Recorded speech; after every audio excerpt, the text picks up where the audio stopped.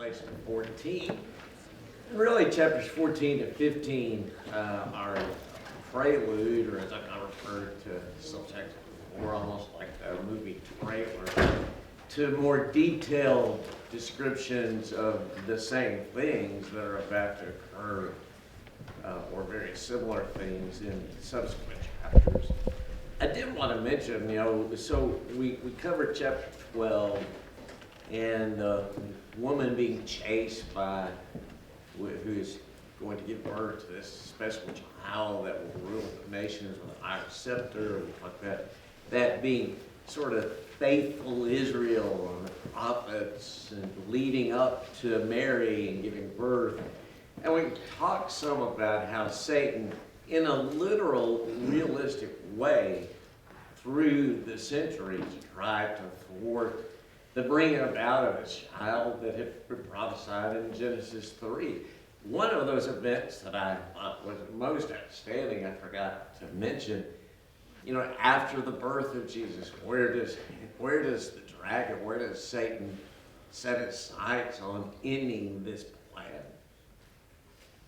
Through a horrific event, the killing of the innocents in Bethlehem by Herod. I mean, it's hard to imagine a more satanic way of trying to get at the chosen one.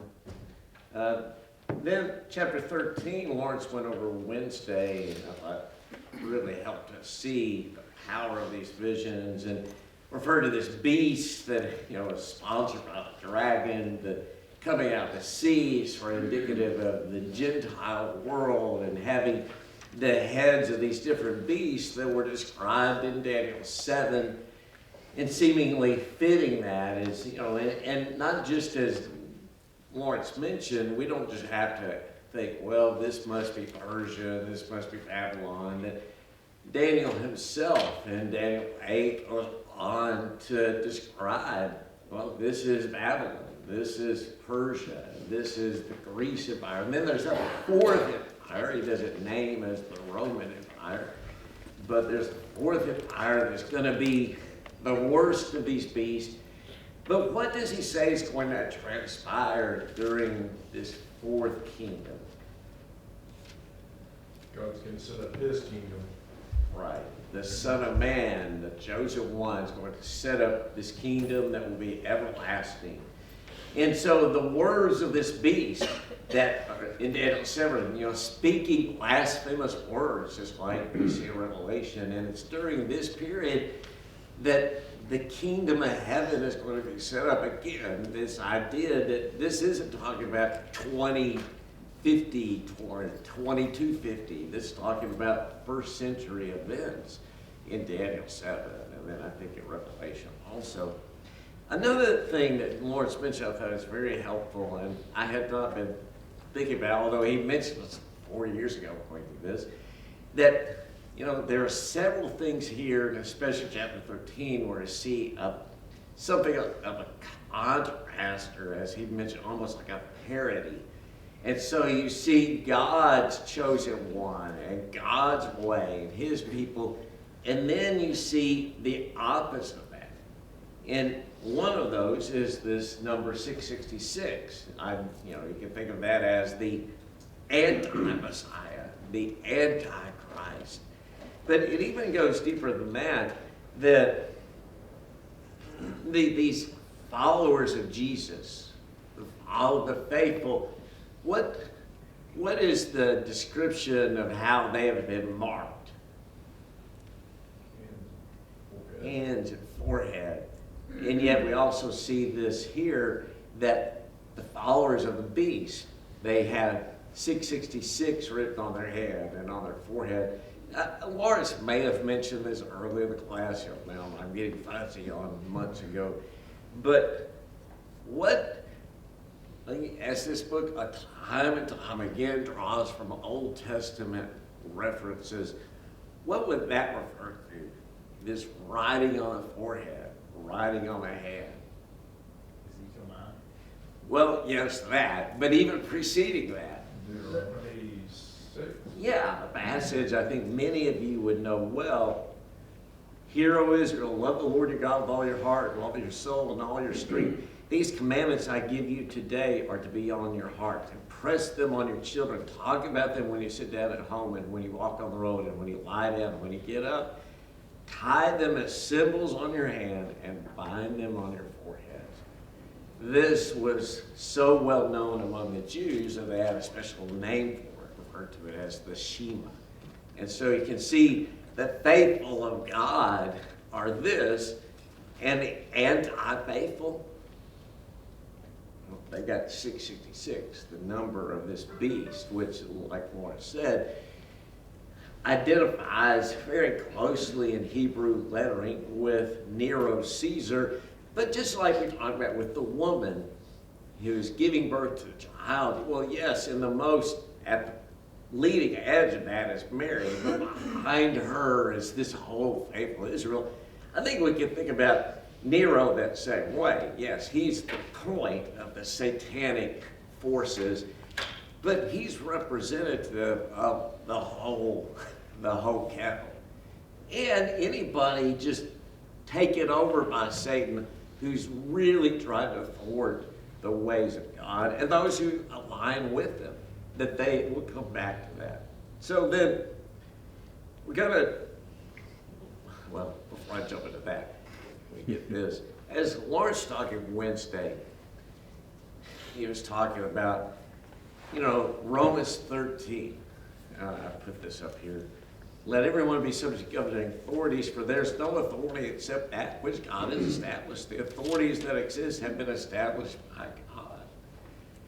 And yet, as he noted, while there are ministers of God, they can often get so distant from God that they begin pursuing their own agendas and their own power, and sometimes in ways that are destructive to God's people and even people who wouldn't be aligned with God.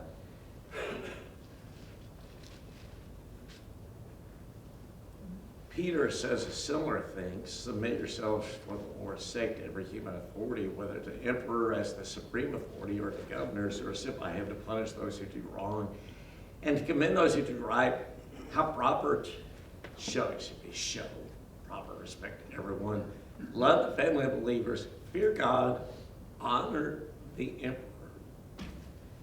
Now, this took quite attention when you compare that with what's said in a place like Romans 13. Because those of you who know Scripture and things written about it well, about what time period would Romans 13 have been written?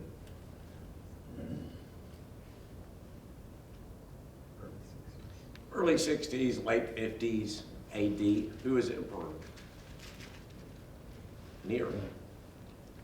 1 Peter 2 was written, most people think, either right before or right after this beginning of this persecution of Christians by Nero in Rome. Well, how do you reconcile then him being identified as the Antichrist, the beast against God, and yet Peter says, honor a man who not only was opposed to Christians, but just was a maniacal monster, making his own, pagan friends and others, forcing senators' wives to be prostitutes on the lake right there in the middle of Rome. Man, it's just crazy stuff going on. What is the agenda he sets for us in terms of leaders, government? Let me ask this. When Paul appeared before Agrippa the second there in Acts 26, who was Agrippa living with? His brother's wife. What does Paul show to Agrippa? Respect, deference to his position. And what does he attempt to do? And use that occasion to do, even not just for Agrippa. To express the good news of Jesus Christ. You know, this is, and yet, does that mean God doesn't care about the evil of Nero? But who is in a position to deal with the evil of Nero? God. Not even Paul, although I think evidence from 2 Timothy, Paul appeared before Nero. But first century Christians living in Turkey weren't really in a position to deal with Nero. God is. What were those first century Christians in a position to do? Obey the law. Obey the law and influence the people around them. Again, Darrell, Heidi, others who have been living in or visiting and teaching in places like China, they face this dilemma. And as Darrell has said, you know, and even conversations with authorities, hey, look, the Bible instructs us to be subject to governing authorities. We're not here to overthrow the government. We're here, well, in one way, yes, we are here to overthrow the government. But in the Daniel 7 sense of setting up people in connection with God so that this overcomes evil. I think sometimes it's our tendency to be a Peter in the garden, to take our own, you know, like I'm going to take care of this, where God's way is He has a plan in place. All right, we could spend the rest of that. I'll move on to chapter 14. And as a way of kind of introducing this here and getting into it, we're coming back to this 144,000. So we've seen them. We've seen them in chapter 7 introduced. Then I heard a number of those who were sealed, this 144,000, from the tribes of Israel. Again, we presented that as, you know, it's not a literal 144,000, but I do think, and this is something a stress, as you go through the book, yes, Old Testament references are useful, but it's also useful to realize, well, there's a sense of in the words that are used. This isn't just arbitrary, well, let me plug this in. Sometimes I think people, even very good commentators, they get so abstract that almost any reference is sort of plucked out of sort of a meaning you might usually attach to it and just used in a very generic way. And I think that's, you know, when he says 144,000 from the tribes of Israel, I think that's, you know, a pointer. And it's followed up here in chapter 14. He says the 144,000 were purchased from among mankind and offered as first fruits to God and the Lamb. With the phrase like that to Jews, first fruits. What's that? Well, here, rather than referring to tribes of Israel, who were the first harvest of believers? Jews. 3,000 on Pentecost, 5,000 there. You know, for a while, that you might call them the first generation of Christians were predominantly Jews. And I think that's what he's referring to here. And you can see that again, if you pay attention to the language he uses. In chapter 7, then he refers to another group, and there was before me a great multitude that no one could count, from every nation, tribe, people, and language. Well, if you abstract all the tribes of Israel to be that, what's the point of saying this? And he says the same thing in chapter 14. It says, and then I saw another flying angel in midair, and he had the eternal gospel to proclaim to those who live on the earth, to every nation, tribe, language, and people. So again, there's this contrast of the 144,000, these faithful first generation Christian followers, to then the followers that come from every tribe, nation, and tongue. All right?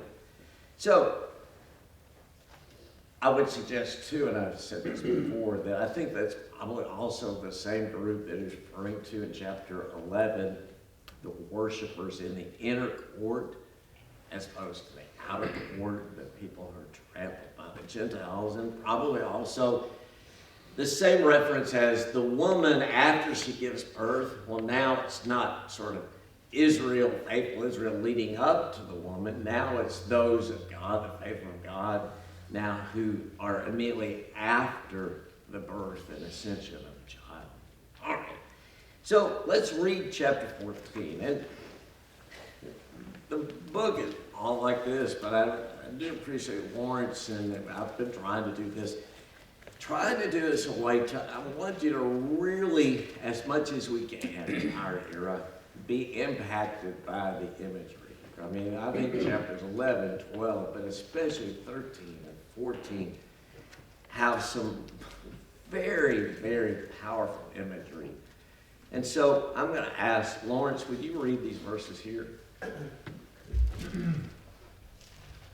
Then I looked, and before me was the Lamb standing on Mount Zion, and with him 144,000 who had his name and his father's name written on their foreheads.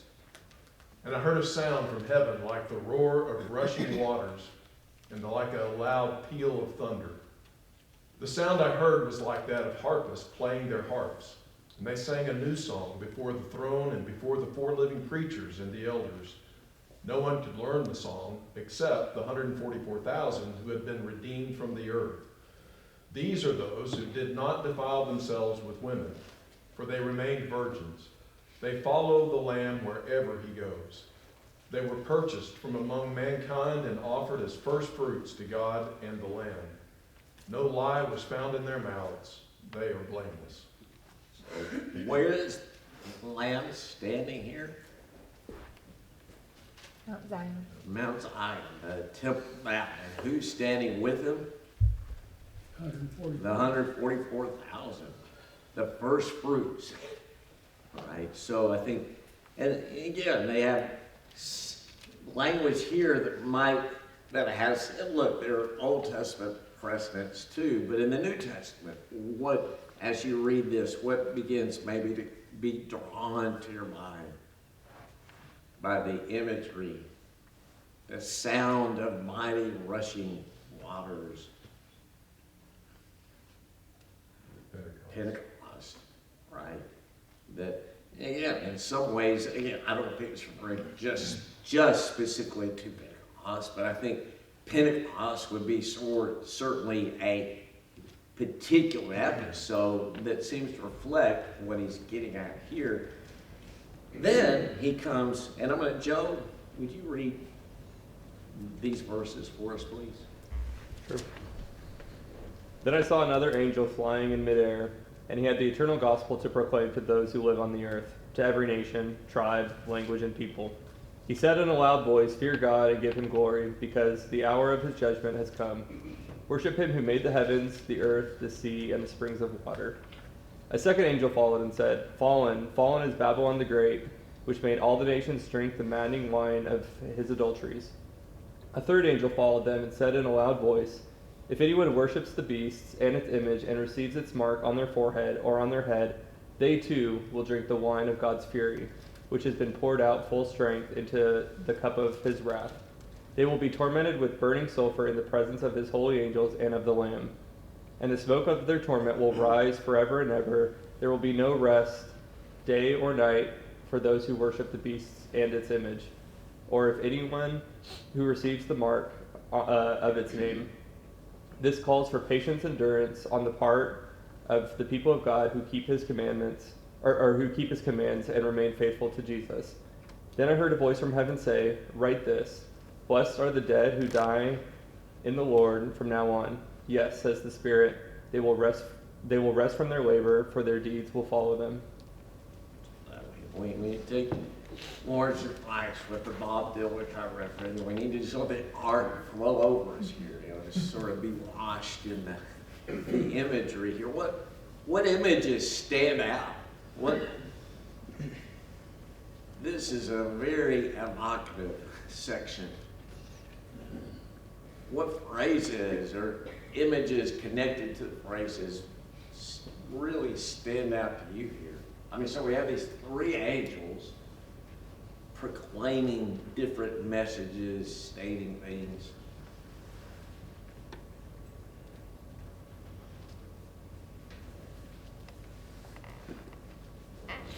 I'm gonna have to, Sterling, I know you have something. They're just, it's three very different things that are, there's some people that are victorious and there's some people that are fallen. I mean, just, and the images attached to those who are victorious, or the statements made about them.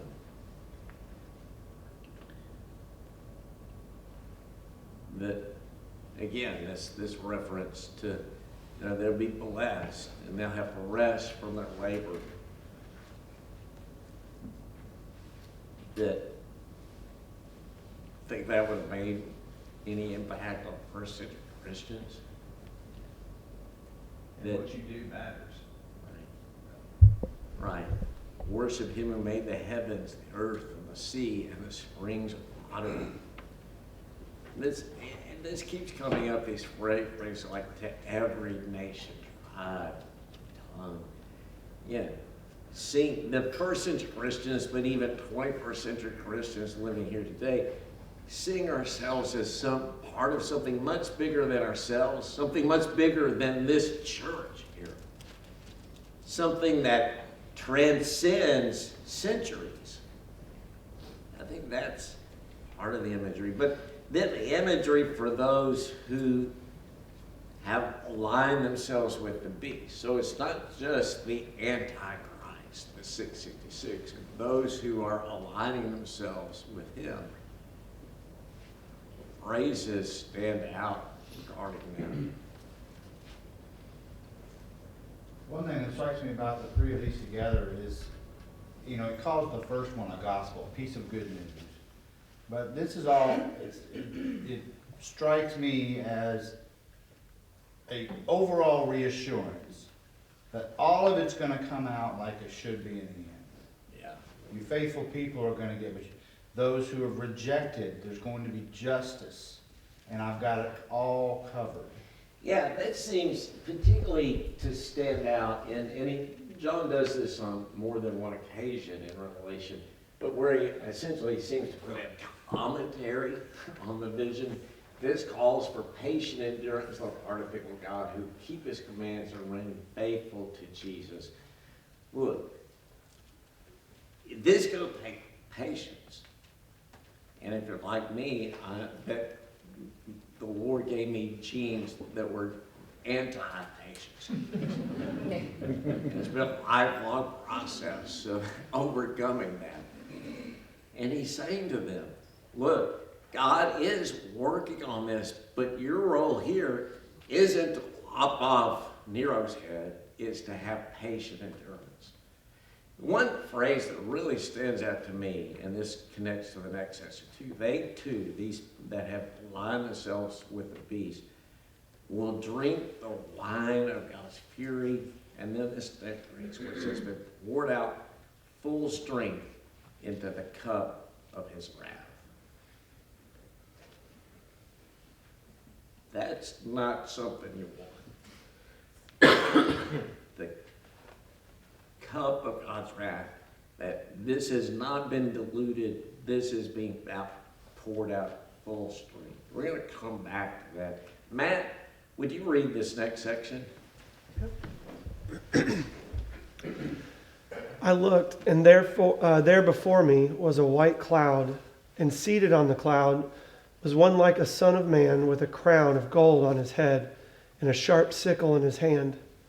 Then another angel came out of the temple and called in a loud voice to him who was sitting on the cloud, "Take your sickle and reap, because the time to reap has come, for the harvest of the earth is ripe." So he who seated on the cloud swung his sickle over the earth, and the earth was harvested. Another angel came out of the temple in heaven, and he too had a sharp sickle. Still another angel who had charge of the, my contacts are moving around, who had charge of the fire came from the altar and came in a loud voice to him who had the sharp sickle. "Take your sharp sickle and gather the cluster of grapes from the earth's vine, because the grapes are ripe. The angel swung his sickle on the earth, gathered its grapes, and threw them into the great winepress of God's wrath. They were trampled in the winepress outside the city, and blood flowed out of the press, rising as high as the horses' bridles for a distance of 1,600 stadia.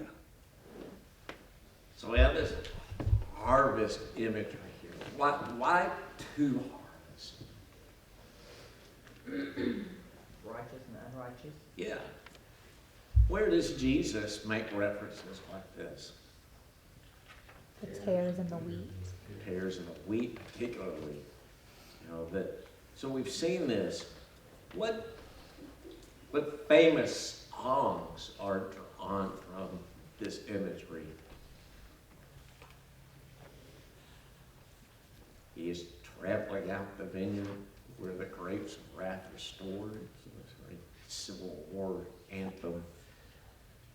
That, again, the imagery here, it's just, think about it. Joe has let me know, I knew about these, things that will, hey, write a term paper on, Ezekiel, chat GPT. So I didn't know you could text art. It makes sense. Joe let me know about that. So I've been tinkering with that. I've used a couple of them where you just type in, hey, I'm showing a teddy bear roller skating in Times Square, and this got lighting. I tried this. No, if any of you have ever watched, this is getting far afield here, but if you've watched Doctor Who, I was only getting angels that look like Doctor Who, these statue angels, and I couldn't get anything that looked very menacing. But think about this.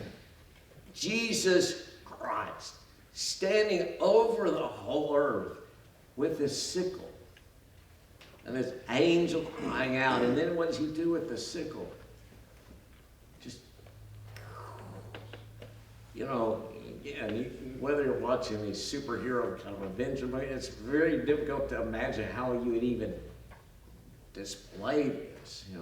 It's hard to imagine it in some ways, but it's a grand scene. And so he's swinging it at first, harvesting who? His people, right. The grain here, I think, is a reference to his people, the wheat. But then, we have these three angels, and this is how it comes out. And he had a sharp sickle, and he had charged fire from the altar. We've seen references in early chapters of that being thrown down. And there's fire from the altar of the sickle, and he's swinging the sickle on the earth, and he's gathering the grapes now. And what's he doing with the grapes? Putting them in the wine press. Put it in the wine press to be trampled in the wine press, to rising up, and this is now blood rising up. And again, I think in this could be a template for the ultimate punishment of any evildoers, and especially those who are opposing God's people. But in the first century, I think, in this sort of Jerusalem judgment that we talked about, that Jesus mentions this reference in Matthew 24 to Daniel 7, the abomination that causes desolation, that he's saying, look, there is vengeance coming, and it's going to be terrible. And that's particular phrase, the angel swung his sickle on the earth, gathered his grapes, and threw them into the great winepress of God's wrath. Again, talk about a place you don't want to be, is in the winepress of God's wrath. But I wanted to leave time this morning for a little more conversation about this and application. Well, I didn't mean for all that to come up, so I'm going to go back. All right, so I'm going to see this. I'll just ask you. So, what are the choices for the people living in these 7 churches in Asia, and for us? follow God, or, or you die right, forever. right. In the imagery here, what are the choices? Follow the beast. Right. Follow the beast, have his name written on your forehead, on your hand, or align yourself with the Lamb. In both cases, he uses the word worship. You're going to worship one or the other. And I think a lot about that word worship and what all it signifies and means, but on the most basic level, I think it has to do with giving your attention to something, putting it in the place of the highest place, and then ordering the rest of your life according to that. And if you think the beast is the highest thing, the greatest thing, and you live in terms of allegiance to that reality, your whole life is going to take one direction versus if you have God and the Lamb as the highest place and align everything else according to that reality. Yeah, this kind of fits, you were just saying a couple of weeks ago, look, you gotta believe in something. You could say, I don't believe in Jesus, I don't believe in this. Well, you believe in something. So is it Nero? Is it forces that are opposed to the good that Jesus has brought into the world? Are you going to stand with the Lamb and the 144,000? Or are you going to give in? I think that's the message here. It's not for the people at Seven Churches, not, oh, I'm in love with Nero, I'm running to him, but giving in to power, intimidation, enticements. It's a difficult question, I think, for us, because it is easy to think, well, I'm a church-like person, I'm all behind the Lamb. But as we see in the first century and in Jesus, there are plenty of synagogue-going Jews who really weren't, and even many of the people who sort of followed after him, they followed after him until it became confusing or hard or challenging to them. And so, yeah, I think this question, who are we going to stand for? And I think this makes me think a lot about what Morris has preached over recent years. Should we pray for people like Nero to be removed?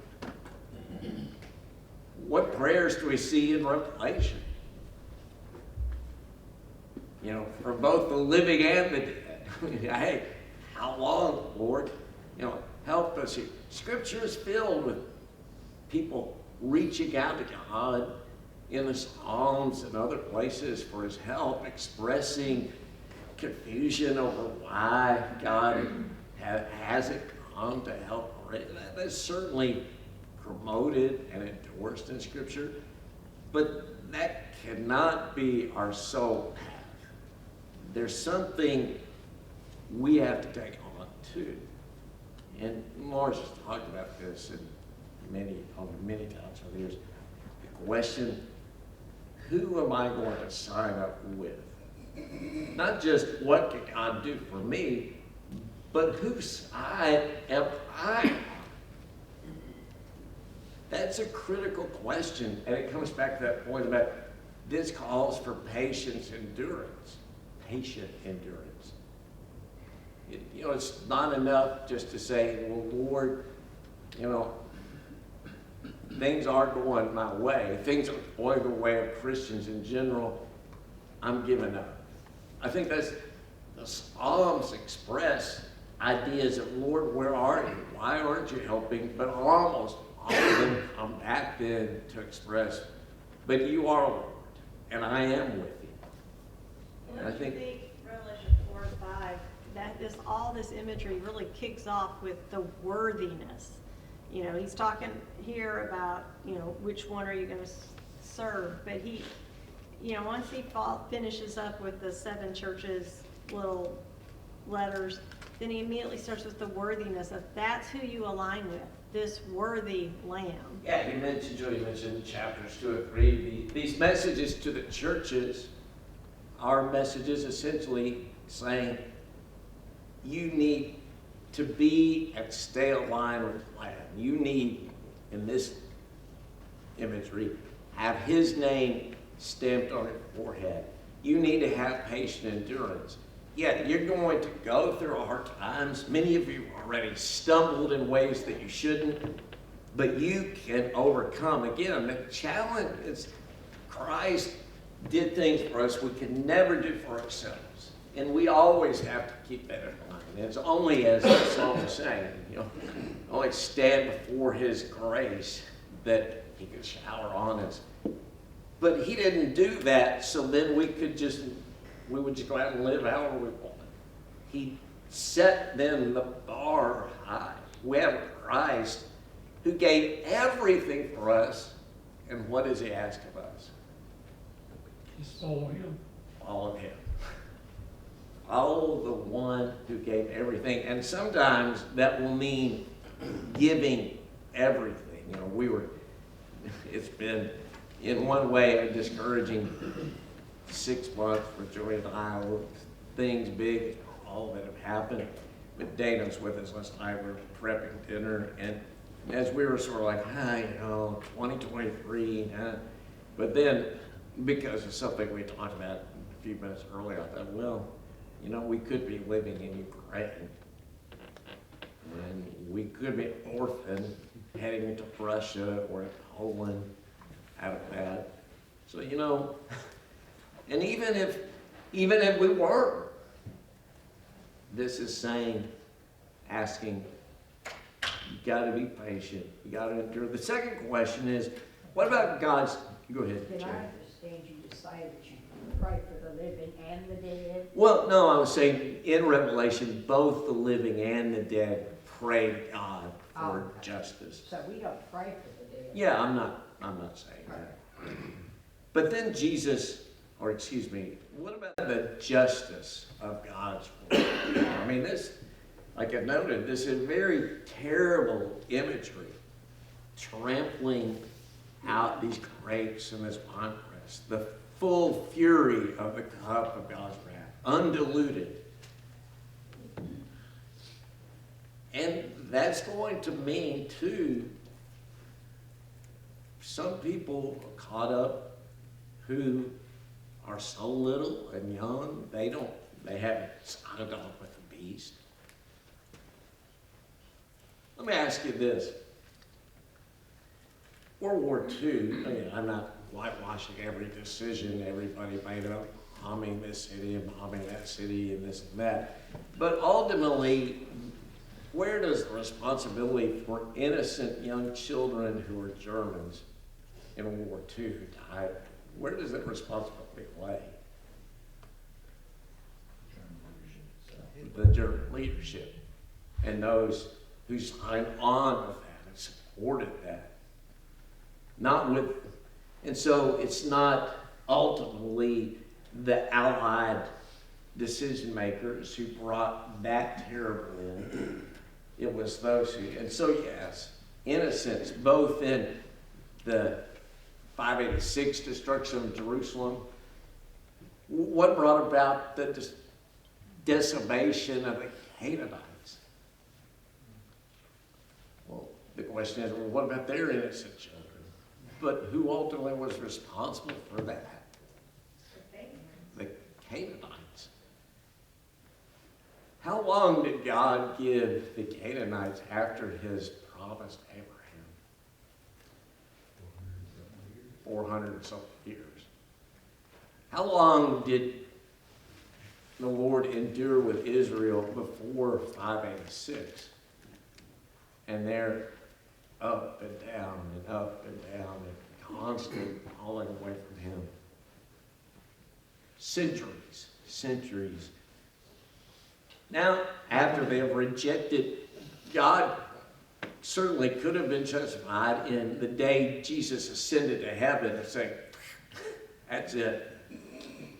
But how long had he given for those who had crucified Jesus and supported those who did?